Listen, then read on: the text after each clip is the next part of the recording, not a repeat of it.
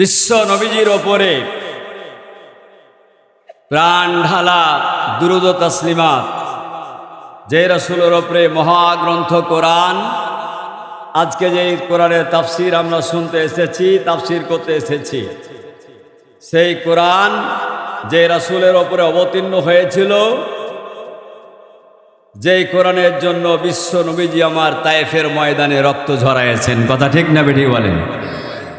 যে রসুল ওহদের প্রান্তরে দন্দান মোবারক শহীদ করে দিয়েছিলেন, যে রসুল সাল্লাল্লাহু আলাইহি সাল্লাম কোরআনের দাওয়াত দেওয়ার কারণে আবু জাহেল, আবু তালেব, আবুল আহাব, আবু জাহেল এরা পিছন দিক থেকে পাথর ছুঁড়েছিল, বিশ্ব নবীজি শুধু দাওয়াত দিয়ে গিয়েছিলেন, কোনোদিন পিছন দিকে আবর টান করেন নাই।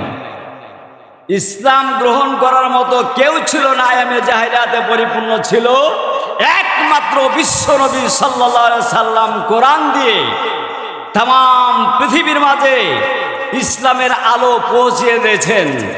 বিদায় হজ্জের ভাষণে বিশ্ব নবীজি বলেছেন, হাল বাল্লাগতু রিসালাতুকুম, আমি কি তোমাদের কাছে আমার দায়িত্ব পৌঁছতে পেরেছি? সমস্ত সাহাবারা বলেছিলেন ক্বালু বালা, হ্যাঁ আপনি পেরেছেন। জোরে বলে আলহামদুলিল্লাহ।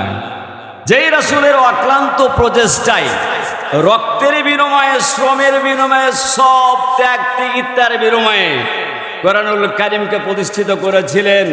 আজকে টিপ টিপ করে আলো জ্বলতে জ্বলতে মকরমপুর পর্যন্ত এসেছে। হাজার হাজার জনতা সেই কোরআনের কারীম শোনার জন্য আসতে পেরেছে। সেই রাসূলের উপরে আমরা ভক্তি ভরে দুরূদ ও তাসলিমাত প্রেরণ করি। সকলে পড়ি সাল্লাল্লাহু আলাইহি ওয়াসাল্লাম।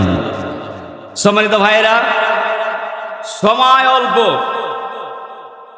আলোচনা বিস্তারিত, স্বল্প সময়ের মধ্যে অল্প